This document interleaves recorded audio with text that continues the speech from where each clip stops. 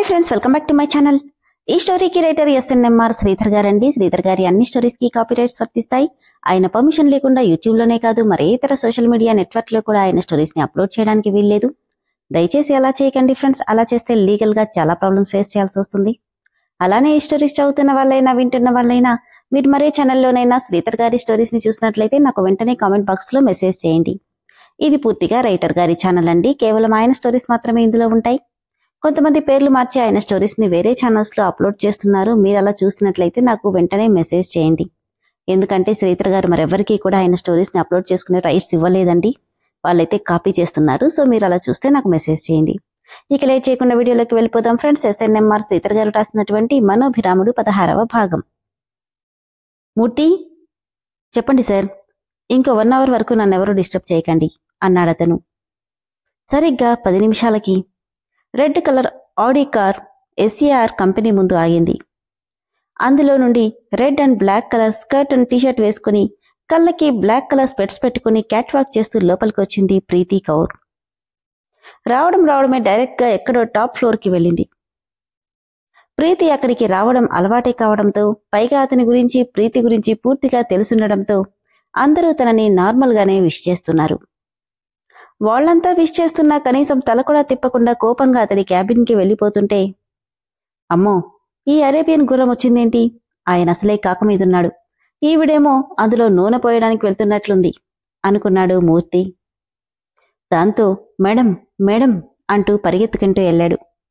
స్పెట్స్ తీసి కోపంగా, what sir, urgent పనిలో ఉన్నారు మేడం, డిస్టర్బ్ చేయొద్దన్నారు. ఏయ్, అది నీలాంటి పనోళ్ళకి, నాకు కాదంటూ లోపలికెళ్తుంటే, మేడం ప్లీజ్ అంటున్నా కూడా వినకుండా అతడి క్యాబిన్ ఓపెన్ చేసి కోపంగా, ఏంటి పెళ్లి చేసుకుంటావట అని అడిగింది ప్రీతి. తల కూడా ఎత్తకుండా ఒక్కసారిగా కళ్ళు మూసుకొని అవుట్ అని గట్టిగా అరిచాడతను. భయంగా 2 అడుగులు వెనక్కి వేసి బయట నిలబడి మే ఐ కమింగ్ అనగానే అప్పుడు సిస్టంలో నుండి తల పైకెత్తి, ఒక రూంలోకి వచ్చేటప్పుడు పర్మిషన్ తీసుకుని రావడం మానస్, అది లేదా, మర్చిపోయావా అని అడిగాడు. కోపంగా, ఇప్పుడు లోపలికి రావచ్చా?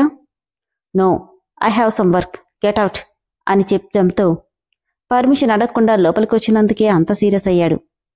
ఇంకేం మాట్లాడినా తనకున్న కోపంలో ఏం చేస్తాడో తనకి తెలుసు. అందుకే సైలెంట్గా వెళ్లి అతడి మీద కారాలు మిరియాలు నూరుతూ కూర్చుంది ప్రీతి. ఈవిడికి మంచిగా చెప్పాను, వింటే కదా ఆయన గురించి తెలిసి కెలుకుతుంది అనుకున్నాడు మూర్తి. మేడం, మీకోసం కూల్గా కూల్ డ్రింక్ చెప్పించినా కొంచెం కూల్ అవుతారేమో అంటే గట్టిగా షడప్ అంది. ఎందుకు మేడం అంత కోపం? పర్మిషన్ లేకుండా లోపలికెళ్తే సార్కి కోపం వస్తుందని మీకు తెలుసు. అయినా కూడా వెళ్ళి ఆయనతో తిట్టించుకున్నారు. ఇప్పుడు నా మీద సీరియస్ అయితే ఏం లాభం చెప్పండి? మూర్తి, నువ్విప్పుడు మూసుకుని పోలేదంటే నా చేతిలో చస్తావు. వదిలేండి మేడం, వెళ్తున్నా అంటూ వెళ్ళిపోయాడు మూర్తి. బెడ్ మీద కూర్చుని కన్నీళ్లతో ఆలోచిస్తుంది మను. అసలు అతనికి నేనంటే అంత కోపం ఎందుకు? నేనేం చేశానని బాధపడుతుంటే బయట నుండి చూసిన అరుంధతమ్మ బాధగా అక్కడి నుండి వెళ్ళిపోయింది. అయినా అతను నేనేదో ముద్దపప్పు అంటే నాకు రామ్ గుర్తు రావడమేంటి? ఇప్పుడు రామ్ నాకు పరాయివాడు. తన పేరు మనసులో తలుచుకున్న పాపమే అవుతుంది. తెలియకుండానే నా భర్త స్థానంలో రామ్ని ఊహించుకుంటున్నాను. ఇప్పుడు నా మనసులో ఉండాల్సింది నా భర్త. రామ్ని పూర్తిగా నా మనసులో నుండి చెరిపేశాను. ఎక్కడో జ్ఞాపకాలు నీడలా వెంటాడుతున్నాయి. అవి నాకు శాశ్వతంగా దూరమయ్యేలా చూడు స్వామి అని మనసులోనే దండం పెట్టుకుంది మను. అంతలో శారద ఫోన్ చేయడంతో కళ్ళు తుడుచుకుని హలో అమ్మా అంటే, బంగారం ఎలా ఉన్నావురా? బాగున్నాను. నాన్న యశు ఎలా ఉన్నారు? హా, ఇద్దరు వెళ్ళిపోయారు, అందుకే కాల్ చేశాను. చెప్పమ్మా, ఎలా ఉంటున్నావమ్మా? అక్కడంతా బానే ఉందా? ఎందుకమ్మా అలా అడుగుతున్నావు? ఎప్పుడు ఫోన్ చేసినా బాధగా మాట్లాడతావు. అందుకే నువ్వెలా ఉన్నావో అనిపిస్తుంది. అబ్బాయి నీతో బానే ఉంటున్నాడా అనగానే నిన్న జరిగిందంతా గుర్తొచ్చి ఏడుపొచ్చేసింది మనుకి. మను, ఏమైందమ్మా? మా ఆయనకి బాగా కోపం ఎక్కువ. నేనేం చేయకపోయినా నన్ను చూస్తే అరిచేస్తారు. మను, అబ్బాయి కొంచెం కోపం ఎక్కువని విన్నాను. నువ్వే అతన్ని మార్చుకోవాలి. ఎలా అమ్మా? ఆయన్ని చూస్తేనే నాకు భయమేస్తుంది. అన్నిటికీ అలా భయపడకూడదు. అబ్బాయి మంచివాడే, కాని చిన్నప్పటి నుండి మొండి పట్టుదల ఎక్కువంట. ఆ మొండితనాన్ని నీ ప్రేమతో మార్చుకో. నేనా? నేనేం చేయనమ్మా. ఏం చేయనా అంటావేంటే? నువ్వతడికి భార్యవి. తన మీద నీకు అన్ని హక్కులు ఉన్నాయి. కాని అమ్మా. మను, నా మనో గురించి నాకు తెలీదా? నువ్వు తలుచుకుంటే నీ ప్రేమతో ఎవ్వర్నైనా మార్చేస్తావు. నిన్ను చూస్తే చాలు ఎంత బాధ, అన్ని టెన్షన్స్ ఉన్నా కూడా దూది పింజలా ఎగిరిపోతాయి. నిజంగానమ్మా? నిజం తల్లి. మీ నాన్న అందరితో ఎంత కోపంగా ఉన్నా నీ దగ్గరికి వచ్చేసరికి అన్నీ మర్చిపోతాడు తెలుసా? మను మనసులో, మరి అతనెందుకు నన్ను చూస్తేనే కోపడుతున్నాడు అని బాధగా అనుకుంటుంది. నీది స్వచ్ఛమైన మనసు మను. దాంతోనే నీ భర్తని కట్టిపడే. నాది స్వచ్ఛమైన మనసా? ఎలా అవుతుంది? ఒకప్పుడు ఇందులో రామ్ ఉన్నాడు. అలాంటప్పుడు ఇతన్ని నేను మోసం చేసి పెళ్లి చేసుకున్నట్లే కదా అనుకుంటుంటే, మను మను చెప్పేది అర్థమైందా? హా. అన్నిటికీ భయపడకమ్మా. పరిస్థితులే ధైర్యాన్ని నీకు తెలియకుండానే ఇస్తాయి, సరేనా? కిషోర్ గారి పెద్ద కూతురంటే ఇక్కడందరికీ ఎంత పేరుందో తెలుసా? ఆ పేరు అక్కడ కూడా అలానే ఉండాలి, అర్థమైందా? బాధపడుతూ కూర్చోకు, అన్నీ సర్దుకుంటాయి, సరేనా? ఇక ఉంటాను అని చెప్పి పెట్టేసింది శారద.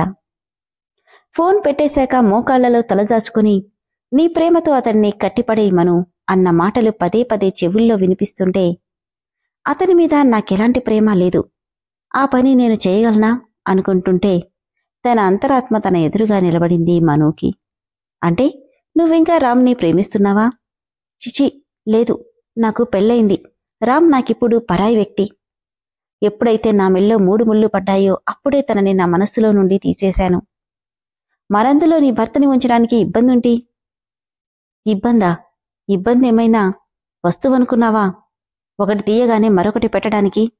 పైగా అతనికి నేనంటే ఇష్టం కూడా లేదు. అలాంటప్పుడు చూడు మను, అరేంజ్డ్ మ్యారేజెస్ అన్నిట్లోనూ ముందు ప్రేమ ఉండదు, కానీ లైఫ్ లాంగ్ కలిసుంటారు. మీ అమ్మ చెప్పిందిగా, నీ ప్రేమతో తనని కట్టిపడేయమని. ప్రయత్నించు. ఒకవేళ ఆ పని నువ్వు చేయలేకపోతే నీ మనసులో రాముని పెట్టుకుని నీవతనితో మానసికంగా కలిసున్నట్టే అనగానే, ఛీ, ఎలా కనిపిస్తున్నాను నీవు? పోయిక్కడి నుండి అని కోపంగా అరవగానే మాయమైపోయింది మను అంతరాత్మ. గంట కాస్త 2 గంటలైంది. కాని అతడు ప్రీతిని పిలువనే లేదు. హలో సార్, ఒకసారి లోపలికి రా. Okay sir. May come in sir అంటూ లోపలికొచ్చాడు మూర్తి. ఇందులో అన్నీ కంప్లీట్ అయ్యాయి. ప్రింట్ తీసి జాగ్రత్తగా పంపించు. నువ్వు కూడా వెళ్ళు అన్నాడు. ఓకే సార్ అని, సార్, ఈరోజు నైట్ నా కంపెనీలతో టైఅప్ అయ్యే వాళ్ళు పార్టీ ఇస్తున్నారు. హా, గుర్తుంది. ఓకే సార్ అని వెళ్ళిపోతూ మరోసారి సార్ అని పిలిచాడు. ప్రీతి మేడం చాలాసేపటి నుండి వెయిట్ చేస్తున్నారు. రమ్మను అనడంతో, may I come in? Yes Preeti, come in. చాలా కూల్గా ఉండడం చూసి ఎంతసేపటి నుండి వెయిట్ చేస్తున్నానో తెలుసా అంది ప్రీతి. డోంట్ బీ ఫిలిష్ ప్రీతి. నాకు ఫస్ట్ వర్క్, తర్వాత నే ఏదైనా. నా వర్క్ వదిలేసి నీతో కబుర్లు చెప్పనా? అయినా మన రిలేషన్ జస్ట్ బయట మాత్రమే, ఆఫీస్లో కాదు, అది గుర్తుపెట్టుకో అని బేస్ వాయిస్తూ చెప్పి, ఇప్పుడు చెప్పు, ఎందుకంత కోపంగా వచ్చావు అన్నాడు. కోపం కాక ఇంకేంటి? నేను ముంబై నుండి వచ్చేసరికి నువ్వు పెళ్లి చేసుకున్నావని తెలిసింది, నిజమేనా? అవును. అయితే ఏంటి? అయితే ఏంటా? అంతలా పెళ్లి చేసుకోవాలనుకుంటే మనిద్దరం పెళ్లి చేసుకునేవాళ్ళం కదా. వాట్ ఆర్ యు మ్యాడ్ ప్రీతి? మనం పెళ్లి చేసుకోవడమేంటి? డిస్గస్టింగ్.